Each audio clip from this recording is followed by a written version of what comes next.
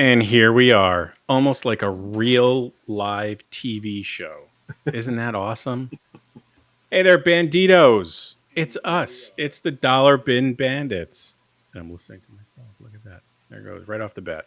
Wow. Um, This we're is part of live, the guys. charm. We're live. It is our second annual live stream. Congrats, guys. Second anniversary live stream. Second anniversary live stream. And second annual, I guess. And second annual, and it's a second year. Just got to Um, in your room. yeah, we're doing this again. Hopefully, technology is on our side, and let's get to it. Let's get to the intros. I'm Joe Marcello, I'm Warren Phillips. I'm Mike Farah. and you know why we're here. We have no guests to intro that we're going to be interviewing other than us, and hopefully someone else will stop by. And let's get right to it. Mike, kick it off, will you? All right, everybody. Happy second anniversary to us. If you are a huge, humongous, gigantic Dollar Bin Bandits fan, you know that we kind of have two anniversaries. We have the show anniversary, like when it started on YouTube with just Oren and Joe, and I was privileged to be the first guest. I think that happened around February. And then we have the podcast anniversary. And the podcast anniversary, I believe, happened with Paul Levitz was our first episode, and that was in July-ish. And of course, we should have all this buttoned up, and I should have these dates in front of me. But of course, I don't, because that is the charm of the Dollar Bin Bandits. But anyway, so we're sort of in the middle of those two anniversaries and just celebrating the second anniversary of Dollar Bin Bandits. And we're excited to have 3, 4, 5, 6 into infinity anniversaries. But let's kick off the program with a big announcement from Oren Phillips regarding what's happening on Dollar Bin Bandits going forward. Well, He's having a baby. Oh, no. There's going to be a green alien that joins us and makes funny noises during the show, like the Jetsons. Mike, thank you so much for the happy anniversary. KSM, sorry you couldn't log in. You can get to watch it tomorrow. So let's get ready for the big announcement. The big announcement is this. We've been looking for ways to grow the show, partnerships, and, going back and forth a few different things. And we've come up with a wonderful partnership. I'm so pleased to announce that we are now officially the official podcast of Tomorrow's Publications. Tomorrow's does Backish Magazine, Alter Ego, Retro Fan. So many wonderful different publications coming out. There's one coming out about, I believe, First Comics. Steve Ditko by Jack C. Harris, former guest of the show. John Morrow is a wonderful guy. Michael Urey, a wonderful guy. We spoke to both of them. They're in. So that's going to mean we are going to do some promoting for them. They're going to do some promoting for us. Some of our episodes are going to be used in their publications going forward. So we're very excited about this. This is going to be big for us. You're going to see a few changes with some of the for ads we do, commercials we do. But this is really big, and we are so honored and thankful that they've have faith in us to let us attach ourselves to their wonderful legacy. Yeah, we're super excited to have Tomorrow's Publishing on board. And, John Morrow was just on the show not too long ago. And, I can tell from the stats that I see that his episode is really taken off. So they have a great following. And we hope that there's, I hate to use this word because it's a terrible word, but synergies there that, we'll all both be mutually beneficial to the show here and to their fine line of publications. So really excited about that. In addition, we have some possibilities coming up as well. We might be getting into the subscription game. So you guys know all about Patreon and things like that. We have not tapped into that yet, but we are thinking about, we do have OnlyFans, but you guys know all about that. So we might be getting into that game. There is a platform through Buzzsprout, and we're thinking about what do we do? What kind of bonuses we can give you guys for your hard-earned coinage, as it were. And certainly shout outs on the show for supporters. Maybe, small bonus episodes. We might sort of retrofit the Bandit Bits brand so that we make some little mini episodes that are not interviews, that are just kind of us chatting, maybe about just going further in depth with our experience with the guests and the comics that are going on. And maybe it's director's cut episodes. We cut out some like cat shenanigans and people going to the bathroom and mics falling over and all kinds of other bloopers. What if we kept that in? That Bathroom value, party. people. Yeah. I mean, that could be just a gold mine for us and for you. So we're looking into that, and then also we're looking into merch. So our pal, our graphics guy, Sean McMillan, who had a little trouble dialing in here today. We're talking to him about getting that logo on some T-shirts, on some mugs, on some other stuff. And we have some good ideas there for some, funny little things here and there. So that's what's going forward in the business of the show. Anything else to add, guys? Yeah, I was actually going to say, like, we really rely upon, everyone that listens, that watches our videos and stuff. We'd love to hear what you guys think, in all honesty. For better or for worse, we respect everyone's opinion. So you're not a dick about it. We honestly, respect everyone's opinion. And we know you guys have had some feedback to us over the years, and we certainly take it in consideration and, made changes as a result. But we would like to know what you think about this, because we know, we've seen things happen in the past where we offer a free, service to people, not a service, but, this podcast. And then all of a sudden when you start mentioning subscriptions and money, people get a little, put out by it. And I get it, but, at the same time, we want to make this grow, and there's only so much that we can do without really, the funding in it. So, for all intents and purposes, we would love to provide more for you. But, let's be honest, things cost money. So we would love to hear what you guys think you would like to see. And if you're going to, shell out money for it, and of course we're talking $50-$60 a month. No, not that much, not a lot at all, whatever it is that we settle upon, if we do, in fact. But, what you want to see, what you're willing to pay for. So we certainly don't want to beat you over the head with it. But we want to make a product that everyone is, happy with. So give us feedback, email, the same shit that you hear at the end of all of our podcasts. Do that and send us legit comments. I just want to take a second, Mike and Joe Eli, thank you guys so much. Just again to thank Sean. Sean, we wanted to have him part of this. Some technical issues. His graphics that we put out every week go so far for us because he does such a magnificent job about it.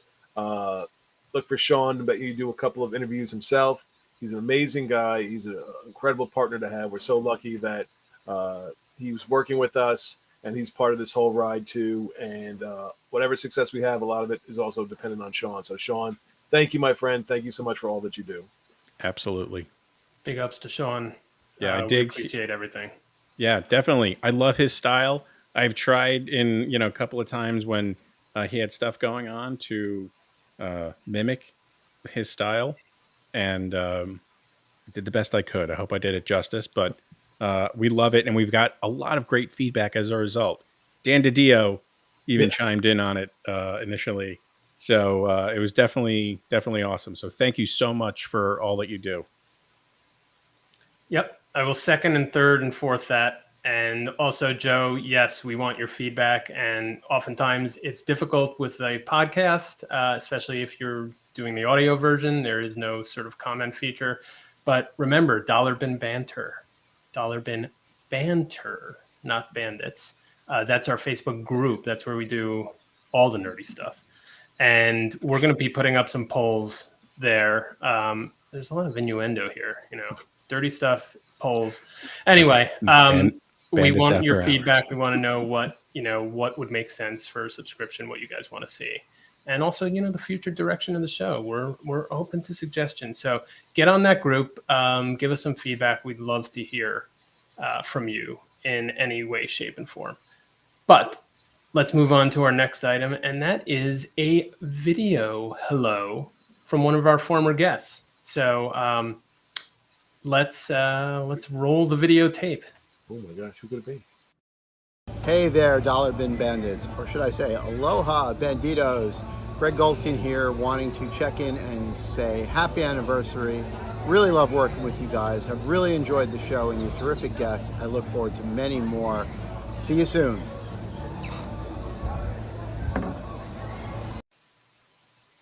Greg Goldstein is the man, living his best life in Hawaii.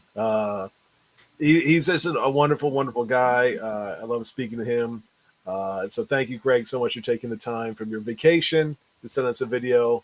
And we'll have you back on soon. Yes, Greg Goldstein, of course, the former publisher and president of IDW Publishing, was a great guest. Love to have him on. He has a great idea for a show with us. So we'll keep that a little close to the vest, but hopefully you'll be seeing it soon. But we wish him well, and I am extremely jealous that he's in Hawaii, and I'd really like to be with Greg Goldstein right now instead of Wow. up here in New England. That's a show right there. There you go. Vacation with Greg Goldstein. Mike and Gold. Well, you put our names together. It works. You get another one. Yes, Mike Gold. All right. So thank you, Greg. Great to see you. Let's move on to the next segment. We wish this upcoming segment were a little bit longer, and this is community questions. And we put it out to you all over social. This is where we need your feedback, guys. We did get one question, and so we will stretch that one out as much as we can. And the one question was... Talk slower. Name your... Just kidding. Name your favorite Transformer, and don't hold back. This was submitted from John Johnson.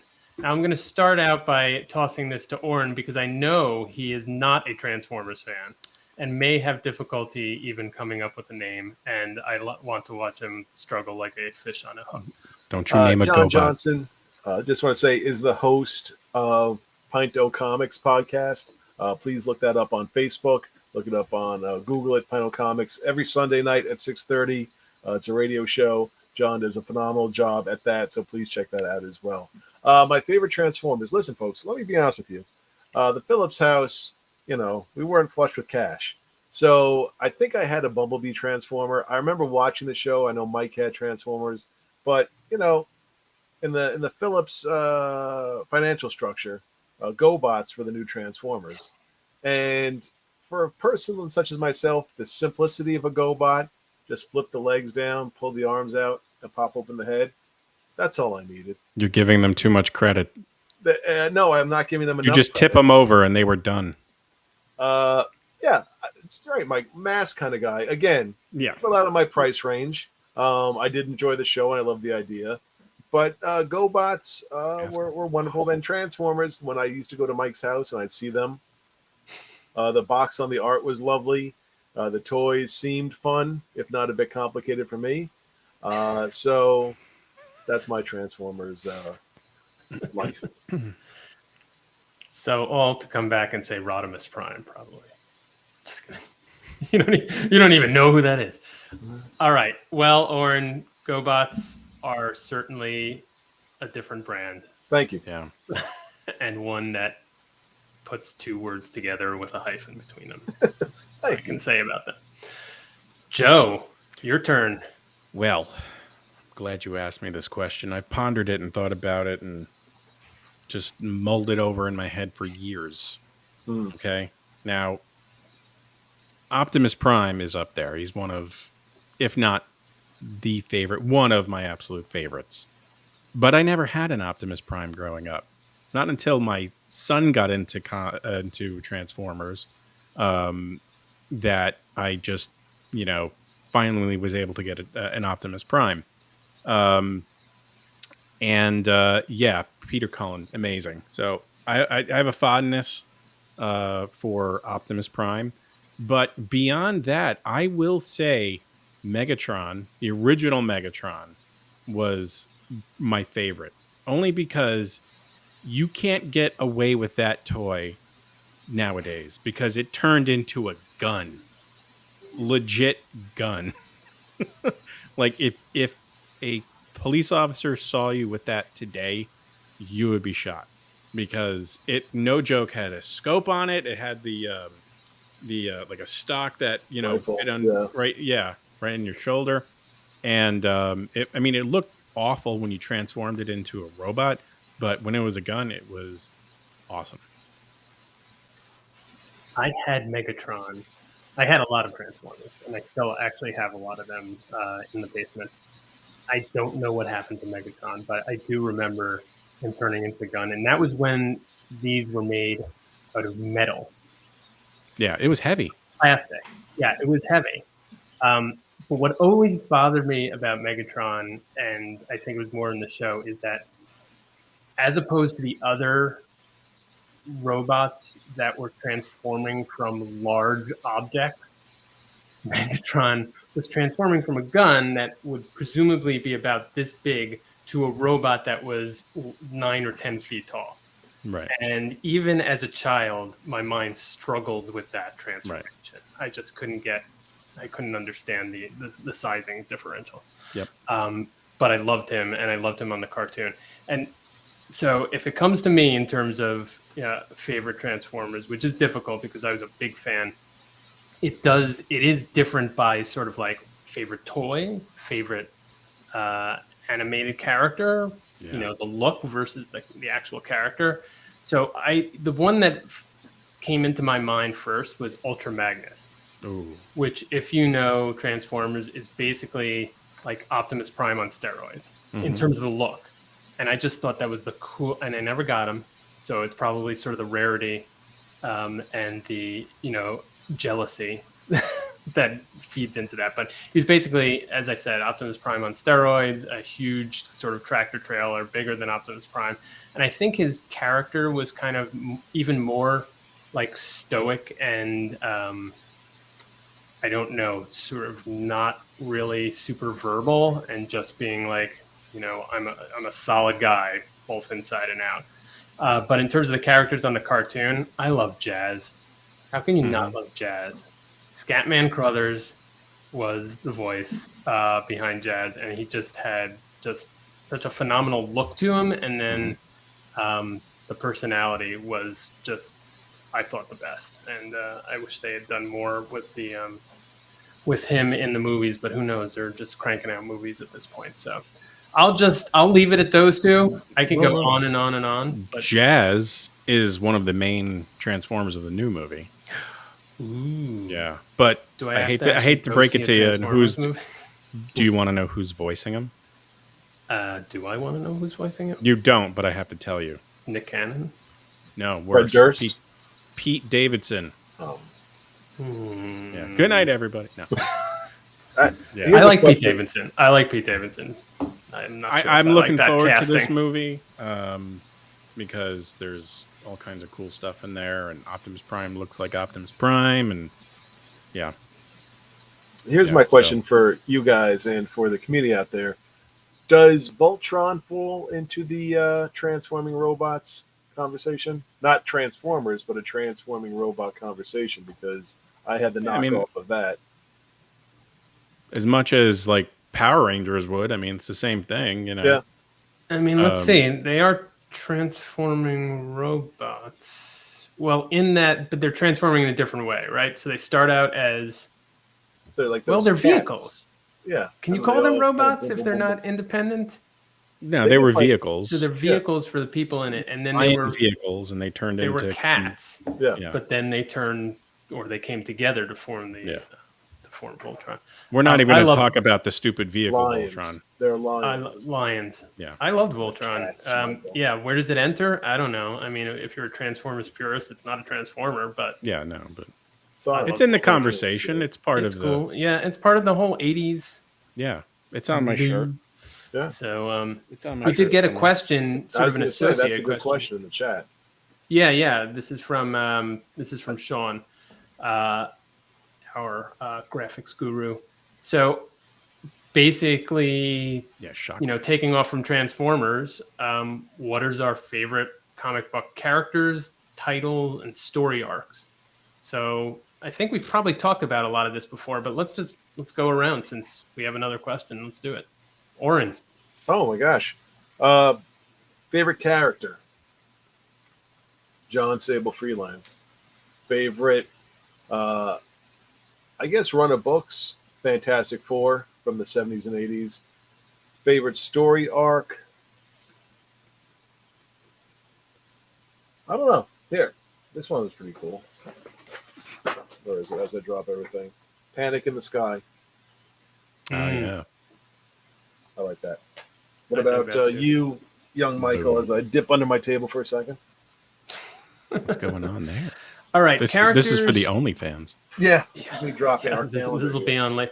Well, Oren actually has a full dedicated camera on his crotch for the OnlyFans feed for It's later on. Yeah. not a lot You of guys fun. can turn over to that channel. Characters, Hulk was always my character for Marvel. I don't know, just love Hulk. Very simple, but just my favorite character. And from DC, I think I always love Flash. Again, I can't really put much reasoning behind it. Those are just my favorite characters, I think, from the big two. Title. Well, what is it? Yeah, a title. I mean, I always liked the X-Men when I was growing up.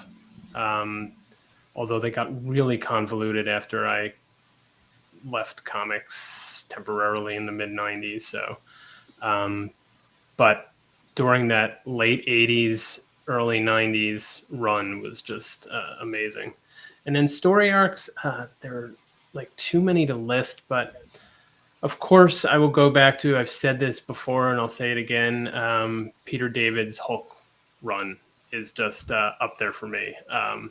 I haven't reread it in a while, so it could have lost some ground, but I think that's probably it. One other one I want to throw in there is Promethea from J.H. Williams III. That was just phenomenal art. You probably heard in that interview me sort of gushing about the art and how Alan Moore also sort of set up the story and the narrative and sort of breaking forms in that. So those always stick with me. But I will turn it over to Joe for the same questions. Favorites in comics? I think everyone knows who Death of I like. Superman. Who? Death of Superman. Yeah, no, that's yeah. I've spoken plenty about that. That one definitely. I adore that one. Blackest Night and all the various Green Lantern story arcs that were separate yet all combined. For that reason, because they were all separate, but they all built upon each other and added more to the Green Lantern mythos. So that's for DC. For me, I'm simple. I love Wolverine, but not today's Wolverine. like 90s Wolverine. Your father's Wolverine. Yeah, your dad's Wolverine, man. The stuff I try to get back into the X-Men as of late, and my brain hurts after a while because there's just so much going on, and they've really, I understand why, but they really just kind of mix things up quite a bit, and you need to read like 10 comics a month just to understand what's going on. So, yeah, just old school Wolverine. I just really like that. I'm going Cool. to jump on a question that was in the chat here, I think from Bob Kroll. Not 100% sure, but did we ever find a book in the dollar bin that we knew was worth more than $1 and felt We had to buy it right away, even though we were bilking a comic shop owner for potentially more money. Yeah. Mikey, you I start. Mikey starts, Joe. Yeah, poor Joe. You know what? I'm going to toss to Joe because he No, had no, something no. right on the tip of his tongue. No, no. I have to think about it a bit. I was just going to say that indoor flea market that we went to, Oren, where we just went through that big, storage container in the back, Yeah. and I was pulling out original Ronin, Ronan, yeah. and the Jesus, um, uh, crud. I'm losing it. There was a couple that like the Smurfs or something like that. Yeah. That was Yeah, like we were like, oh, bucks. this is a joke, and then like we went home and checked it out, and it's like $50 or something Yeah, like that. I Something was like, silly. buy Smurf number 1, Joe. And you're like, why? I'm like, Yeah, like no, do it buy now. Smurf number 1. And Lone Wolf and Cub. I bought a few of those, and I was ecstatic. And the guy was like $1. I'm like, okay, goodbye. So, yeah. I'm having a hard time coming up with an example. I'm sure I have. I feel like most of the dollar comics I've bought are not worth much more than $1. I just get them because I enjoy reading them. Yeah. But I do remember recently getting like a nice run of original Sandman comics, which That's awesome. I think probably have to be over $1 each. I mean, again, you would have to have them graded to get a lot more. I didn't feel like I was getting bulk because I think I got them along with a bunch of other stuff that was definitely worth just that $1. So I didn't feel guilty about it, but it's great when you find that treasure. But what about you, Oren? Have you felt guilty about getting any dollar comics because they're worth so much more? Yes. A couple of years ago, a guy I knew opened a store, and he had, I think Joe remembers this little store. He had just piles of comics all over the place. So I'm thumbing through them, and I see The Crow. All right. I said, if it's in the dollar bin, I said, it's probably a reprint or something like that. So I put it in my pile, and I go pay, and I get home, I'm like, it says 1980, whatever, 87 or 88 on it. I said, well, we'll have to see. So I go back the next week, and I'm like, well, if I got this, there might be other stuff. And he's like, hey, man, did you buy that Crow last week? And I was like, oh, I flew too close to the sun. I was like, I might have. And he's like, yeah, I think that was an original, man. That's awesome. You were able to find that in the dollar bin. Yeah, that's like a $400 book. And I'm like, oh, I just played dumb. Like, I didn't know what was going on. And but he was happy I found it. So yeah, that's when I found that in there, I was beyond stunned. Did you look up how much it is? It's about $400 ungraded. Yeah. So then I burned it in front of him to show him that money means nothing to me. I'm not in it for the money, fool. You were wearing your Crow T-shirt at the time. I think I demanded to pay $2 for it. I said, shopkeep, I feel like I've done you a service. Please take another $1. Nice. Yeah. Well, I'm a stand-up guy. All right, guys, keep the comments coming in. I had my screen sort of minimized, so I didn't see that we're getting all these great commentary, and we love it. Love to hear get the questions. Let's see. We actually have one more that I wanted to get to before we get into what was going to be the meat of the episode, which is us kind of interviewing each other. But here's one more question from the community.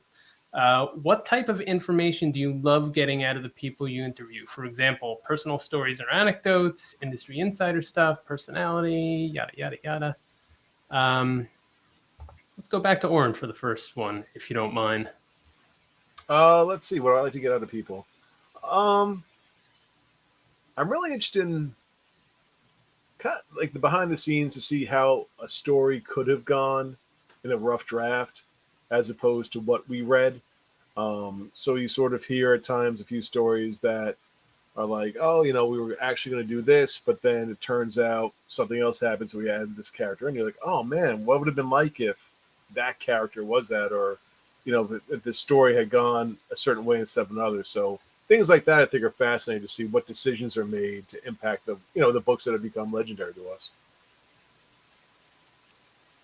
Joe, what about you? I kind of like finding the reason why particular characters were made. Now, granted, many times it's just they needed a new character and this is what they thought of. But sometimes there's a reason why this particular character was created. Case in point, kind of the story behind Stargirl. I found that whole, with Jeff Johns describing everything that went into that just fascinating. Pulled from real life experiences and discussed, you know, basically everything that Stargirl was either in print or on TV was his sister. And I found that really, really just heartwarming. And to know that there's kind of a little bit more behind it than just some executive saying, we need a character for a book every month. So I really like that. It's at this point, I think we kind of, 2 years into it, we know kind of the behind the scenes of what life was like, at least in terms of, Marvel, DC, the bullpen, not bullpen type of setup, but, what goes into their creative process and thinking behind making a particular character. Yeah. Yeah, I think those are both phenomenal answers, and I look for those things too. I would pick up on Joe's thread about process. I think I've said it probably explicitly in a couple episodes where I'm like, I'm a process guy. Like, I love to hear how a writer breaks down or even comes up with a plot and then breaks it down into scenes and then figures out if it's a crossover, how do you get this character in without it seeming forced? If you're doing a mini series, what kind of constraints does that put on the narrative, or does it free it up because you have an ending point? What if it's an ongoing series? How do you keep things fresh? Are you kind of rolling out narrative as you go, or do you have a grand structure in place that you're trying to fill in? And even for artists, I don't get probably as into minute detail because I'm not an artist, in terms of what tools they use, for instance, but how they think about telling a story on the page, because ultimately that's what they're doing. They're both, the writer and the artist are both storytellers. And what is that process like for them in terms of figuring out like what camera angle to use, and then, where you are going to use a splash page if you're given the freedom to determine that from a writer. So those are the kind of things that I am most interested in. But I love hearing the great stories. I love hearing the interesting, backroom drama that sometimes go along with these creators. So I'll take it all. Whatever you got to give to us, I love hearing about. So that's why we kind of just let the record go and let them take the conversation where they will. All right, cool. So thank you all for those great questions. We appreciate them. And now we're going to get to some more questions, but for all of us bandits asking each other. So I think I will kick it off here. So all of us have been doing a lot more solo interviews. In Oren's case, probably a lot more. He's probably the most practiced in that he has a sub-brand of Oren only episodes that will, Oren sleeps behind his desk. Spin off into his own Oren only universe.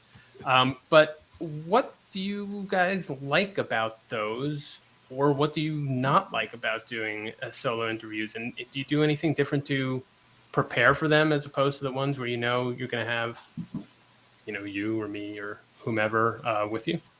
Can we kick that off to Joe first? Yeah, sure. I haven't had too many of them, but but the ones I have had, big. I lost sleep for a day. No. I mean, I was thrilled. Well, first of all, let me back up and say, in terms of do I like the solo interviews? Yeah, they're fine. But I really genuinely like when we're all together doing it. Unfortunately, our schedules nowadays just crazy, and we're not able to do it. And I guess some of the guests, are unable to meet when we usually meet. So in terms of me doing them, yeah, I like it.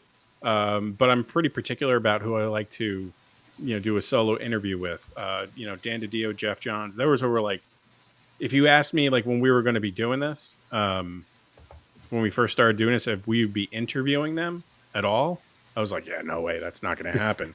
And we have. So, yeah, it's fun. I prepare a fair amount for it because, I figured this is going to be my only chance to ask these questions to this person, probably ever. So let me get all the real kind of low hanging fruit first, kind of everything that I've thought of. If I get beyond that, then I have more of the provocative stuff, after the fact. So yeah, but yeah, we got to get the band back together more, guys. I think I'd say the one thing I like about the solo interviews is that it feels a lot more like a conversation. Yeah. If you have a follow up, or if there's something that you want to expand a little bit more on, you don't have to feel like you're stepping on other folks' toes. But like Joe said, it is nice when we're all together because we all bring sort of a different perspective to the questions.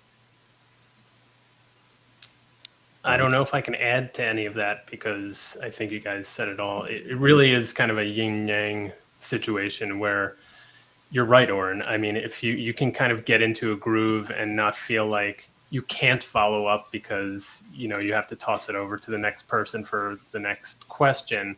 So you can really kind of dig into what you're most interested in.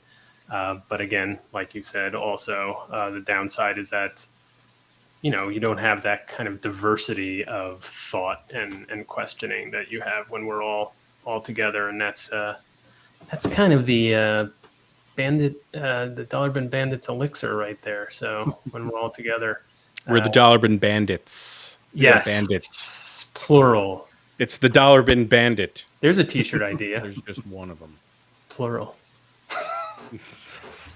Because grammar really sells words, T-shirts and merchandise. All right, let's move on. Joe, I think you have the next question. All right, so for you guys, what is your favorite part of doing the podcast, and what is your least favorite? Oren. Oh, do it. Favorite part is getting to see us. I know. See you guys. I don't see you ever. But we're talking to folks who are huge people in the comic industry, and folks who have such an influence on us and our fandom. The only thing is, like, we work, and so there's some days you come home and you're very tired and you've had a long day and you have to sort of get the energy up. So I didn't see. I'll have to look at that later. What someone posted, but yeah, that's the big thing when you're sort of dragging and you have to sort of get yourself ready to go. What about you, Mikey? For me, I would say the recording. The recording of the interviews, the recording of these things with you guys. The real kind of personal interaction. Everything else surrounding it. For instance, I do a lot of the social media. I do most of the show notes. Everybody does a lot of other stuff other than the actual recording. But that for me isn't as fun as actually talking and with these creators and getting to see you guys and really digging into these stories and creations that we love so much. So that's kind of there's my favorite and least favorite. Well, I didn't say my least favorite part because I don't think the other stuff is my least favorite. I would say, well, what is my least favorite? Nothing's my least favorite. I would say show notes. Like, I know nobody reads them, but and I always just feel forced as sort of having writing in my background to craft something. Mike, it's finished. Can you send over the show notes?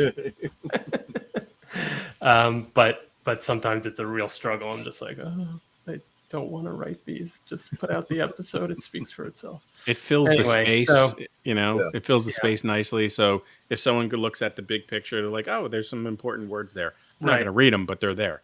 So. My grand hope is that we'll have a show notes coffee table book at some point. So, there's a piece of merch you guys have to look forward to. There you I go. like that idea. Joe, what about you? I do my favorite part. I love the building, physical building of the episodes. I've learned, quite honestly, there's some like tech nerd stuff. Prior to doing this podcast, I edited video using a different piece of software. And when I started this podcast, just on a whim, I was like, "Oh, let me try this." This, well, I use Adobe Premiere to make this podcast, and for other professional stuff I've done, I use Final Cut, and I just found Premiere really easy for me. It's the way that Final Cut used to be. So yeah, nerdy shit. But so I learned a whole new program.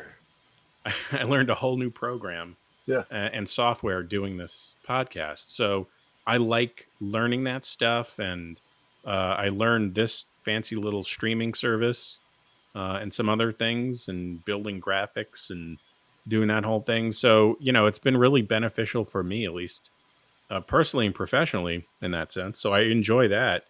And honestly, I get to work with my two best friends. So That's pretty awesome. it's pretty awesome in that sense. And I think everyone that we talk to about it, like, wow, you guys have been friends for so long and you get to do this together, and it's great. My least favorite, I don't give a shit about scheduling.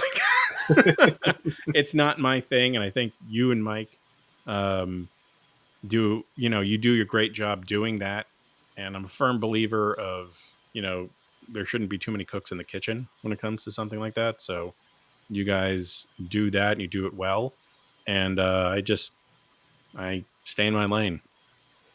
You do a wonderful job, sir. Thank you. Hope to do some cooler stuff coming up in the year.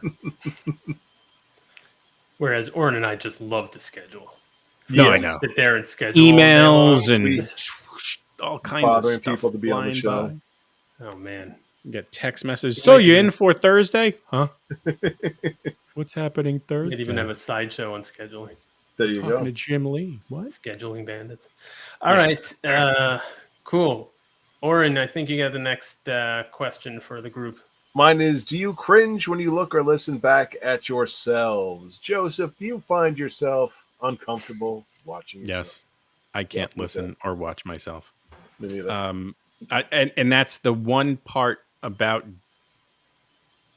making the episode is after we recorded it, I got to go back, sometimes like 4 months later and dive back into something that we recorded. I'm like, first of all, honestly, I forgot that we did this in like what month it was at the time. And then I don't like listening to myself. So I zip through me speaking many times. I'll listen to the intro and outro because I find those fun. That's it for myself. You guys, I listen to your stuff, and I legit like listening to you guys speak and stuff. But I don't like hearing myself. Do you take our episodes to bed just with me and Oren, like That's our how I fall sultry asleep. tones, or just That's how I fall asleep. Yes. Actually, Some there's a people fall question- asleep with like rain sounds. I listen to you guys. That was We interesting. are pretty dull. I would say a question has popped up that was actually one we're going to ask, which is, Mike, why don't you have a background? Show the viewers what you have. That's a great question. Joe and Yeah, I we have awesome. we have this we have this coming up under like recurring asked themes that? and bits going on. Why don't? Is there a question? Is there a reason why? So basically, it's just where I currently record in my house, and based on where my daughter is going to sleep, because oftentimes these interviews and shows take place at night, and I need to be far away, and I'm actually in the dining room, and it would just be too much effort to put on double-sided tape on like some posters and comics and throw it up every time. Although maybe I should do that. Although maybe I should be like 21st century and get a green screen and just put up cool stuff all the time, Doesn't which take that is what much. I should do, but I don't. And I think now this square has become my signature. And you see the sunset, you know. and you guys saw that. You see the passage of time. So where else are you going to get that in the background? You That's know, true. I just like and to, that way you also concentrate on me. It's all about me. Yeah. It's not about the characters. and the guy that's looking in through your window behind you. Yeah, he's always fun. So Sean, that's the thank you very roundabout much reason for your why, kind comment. which is why not. Sorry, I was just giving props to Sean to say thank you. I just want to say that the voice is also the criminal in the Denzel Washington movie Man on Fire. So maybe he was referencing that. Oh, thanks, Dick. No. I just wanted to point that out just in case he meant that and want you. Thank you sound you. like the Yes, voice of I'm a kidnapper in Mexico. in Mexico. Okay, Yeah. so It's a good movie. I don't know why you haven't watched it yet. I've watched it. Oh, well, you Why didn't- don't we I didn't do- commit it to memory like you did, though. But Just a couple more of these questions about the show, and then we'll kind of wrap up, unless there are any other questions that are coming in. But by the way, I also cringe when I hear my voice or see myself, and I almost exclusively just listen to the podcast because of that reason. Yeah. So I only have to listen to myself and not see my terrible plain background. So white whales. So we've gotten to a few of them, and when we say white whales, of course, we do not mean actual white whales, racist. because Moby Yeah. Dick has been Come called. on, Michael. We mean, these guests that are hard to get, and we've gotten a lot of them already. But Yeah. I thought maybe we can do a quick round robin as to maybe an artist, maybe a writer, only 2 or 3 guys and gals that you guys are we're still trying to get, and still sort of at the top of your list. So Joe, you're just ready to go. I want to hear it. Todd McFarlane. That has been. It was a joke when we started between Orrin and I, and we're like, yeah, Todd McFarlane, and then we got his letterer, and then we were like, and then we got all these other people. We got Paul Levitz, we got Jim Starlin, we got all these other people that in a million years we never thought we'd have a chance to talk to. And then something in the back was, we were like, well, this may actually happen. And then, we basically got a slap to the face that he doesn't do podcasts. But you never know. That's good. That's it. What about you, little Mikey? So for me, probably comes as no surprise, Peter David. Yeah. Although our hearts go out to him, and hopefully he's recovering. He's had a lot of health problems lately. I don't think it's probably in the cards that we'll be able to talk to him, but I would love to. On the art side, also probably comes as no surprise, Art Adams. Loved him from the very first piece that I saw, which was New Fantastic Four, that 3-issue arc with Walt Simonson. So those would be 2. And then I just want to throw a special shout out to Gail Simone, another writer who I would love to sort of dig deep into, her process and her work. So there's 3 from me. Orrin, what about you? Now that Jim Shooter is behind us. I was going to say, my white whale now is Mr. Larry Hama. I've gone back and forth with him a couple of times. Larry Hama, to me, where is my childhood without him? He just has done so much with all these different comics. So he would be one. As far as artists go, a little controversial here, but I'm going to say Rob Liefeld, because no artist for me growing up was as big a rock star for our group of friends and at the time than he was. I know folks are split on his art, but as a 13, 14-year-old, when you saw his comic books, when you saw X-Force 1, like, you had to have it. Like, it was like the greatest thing that ever happened. And I'd love to hear his experiences about what it was like putting all that together and the whole frenzy of Image. Another guy, artist-wise, Paul Galassi. I would love to speak to him. He really did some incredible stuff with Kung Fu and other work. So those would be that's my crew right there. Very cool. Very cool. So a couple more here, Joe. I just threw these in there. You don't have to Yes. read them all if you don't want to, or if you think it's funny or not. But we wanted to just kind of throw out these like little recurring themes and bits that we see in all of these episodes that I thought were kind of funny. And feel free for those out there listening and watching to throw in some others that you see. So we already came up with my plain background. But what are some others here, Joe? Well, we have the ever popular NFL Super Pro as our spirit animal. Yeah. I think we should now. Okay, I'm going to just preface this with I watch or listen to a fair amount of other podcasts that are funny, comedy podcasts, and some of them have their own gods that they hail to. Okay, as a joke, obviously, this is not any type of religious thing. I think we should start our podcast by saying all hail NFL Super Pro, just because it never goes away. It is always popping up in some form. And it's just funny as hell. Best character of all time.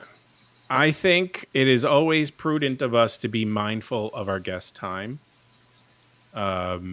It would be irresponsible of us not to be. We've been less mindful lately. No, Yeah. we've been somewhat callous, I would say. But I do understand the feedback that we got on it. But yeah, that was always a funny one. We say everything is interesting, but it is. That's why we're doing this, because it's interesting. We find it interesting. Yeah. This person's interesting. That quote was interesting. Maybe Yeah. we should just not say it. We're like, we find this fascinating. Fascinating.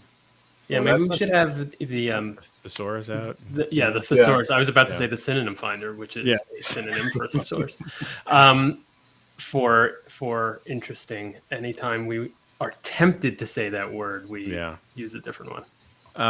I point apparently to my Superman stuff quite a bit, but it's there. It's there, guys. Do it. Why did I get it if not to point to it? You got to show it off. I mean, I could just point to all the other stuff I have. True. No, But we it's don't the care about Superman that stuff. There's the Green Lantern stuff.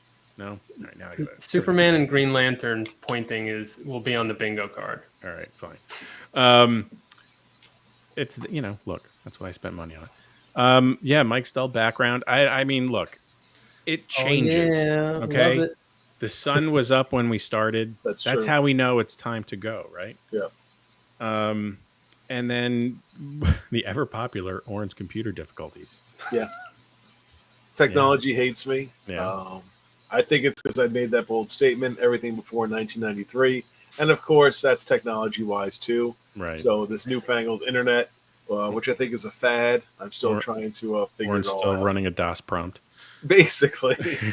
I think it's the Transformers getting their revenge. Yeah. True. They're like, That's this what you kid get did for- not like Transformers. Yeah, your Well, GoBots are getting no more technology for you. I stand by my thoughts. By the way, Yeah. Joe, somebody said that you need to show more. Show more what? We don't know, but you need to show Oh, more. you want me to show? Show more of this? I don't think anyone wants to see my basement. Want to see the bar? We could do a remote from my bar over there. That'd be awesome. Oh, that'd be nice. Well, maybe See. it's something about pregnancy. Joe, you are due, aren't you? Don't you need to show more? Yeah. I'm. Show how it's gestating. Are you fat shaming me? No, that was not my intention. Just a nice comment. Somebody saying that they enjoyed the Cy Barry and Jeff Johns episode. Thank you to Sam Harris Variety Channel. For Thank you. checking us out. Thank you. I was not on either of those episodes, so That's why they were I'm good. sure you hate me. Like wasn't bumbling through asking about, This guy's like, why Characters that we is didn't my create. least favorite bandit talking so much? No, guys, those are great episodes. So, Thank you. all right, Oren, wrap us up with our last future-leaning question. Last question. What do we want to see next year of the podcast? Mikey. Well, I'd like to continue to see, a lot of great guests, which we know we already have a bunch in the can and a lot scheduled. So very interested to see the reaction to some of those.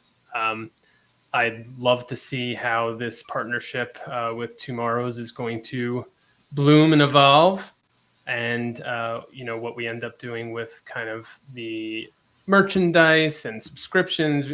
As Joe said early on, we really want to grow the community and really have a lot of you guys along for the ride and get more feedback and build this into something that is, more than just a show. So that's what I'm looking forward to for year 3. Joe, what about you? Yeah, I just want to expand upon what we're doing. I think the interviews are great, and this is why we're here. But if we don't do more, then it may get old, and that's not a criticism of anything. It's just, after a while, you want to kind of expand upon what you've done, make it more interesting. Let's do, I don't know. Oren and Mike have had ideas for kind of offshoots of episodes, and possibly build upon that. And Dollar Bin Bandits Network. Oh, You heard me. And maybe a new intro. I want to see in the next year of the podcast. Bill left, Bill left, Bill left, and more Bill left. Can you get a normal time slot so we can all talk to him? Maybe He's on TV. We're on his schedule. Guy's Kid Hollywood. He knows everyone. So is Jeff Johns, but I made time, right? I think we'd just get in the way, Joe. Honestly, Oren yeah, I know. These Bill guys have their this, little love affair. Joe keeps ditching him. Language now, language of love. Yeah, that, and they're like, oh, let's all wear baseball hats on this episode, Yeah, guys. because that's what Bill and I do. Because we're in the bro zone. Hair. Yeah. If we ever met, we'd probably give each other a brief bro hug. It wouldn't just be a handshake. Sweet. It'd be the one that, "What's up, man?" That's where we'll go. That's what I want in the next year. It's not New Year's yet. Don't worry. It feels like it. All right, gents. Well, I want to say congrats again to all of us and to you guys, and thank you to both of you for a second year of amazing podcasting. I've had a ball, and this is just a phenomenal thing that we've started, and I really enjoy getting to talk with you guys, getting to talk with the creators, and getting to talk with the fans and everybody else that loves comics and wants to know what goes into them as much as we do. So kudos to everybody. Yeah, so look, you know what to do. All right. We talked about it at the beginning of the show. All right. Now, this is the point at the end of the show where we reiterate it, and you guys follow through. So rate, review, and subscribe if you haven't already done so. Send us your questions, your comments, your feelings, your whatever about the show. And we'd love to hear what you guys think, honestly. And we could take the criticism. We're big boys. As usual, if you enjoy, listening to the show as much as we do recording it, share it with your friends. Share it with your enemies. As Mike says, share it with your frenemies. All right? And I guess this is where we say goodbye, right? I just want to say, everyone jump over to Tomorrow's website, check out all their different publications. And again, echoing what everyone said, thank you guys. We couldn't do it without you. Absolutely. But you guys rule. Love you too, and love doing the show. So we'll see what the next year brings.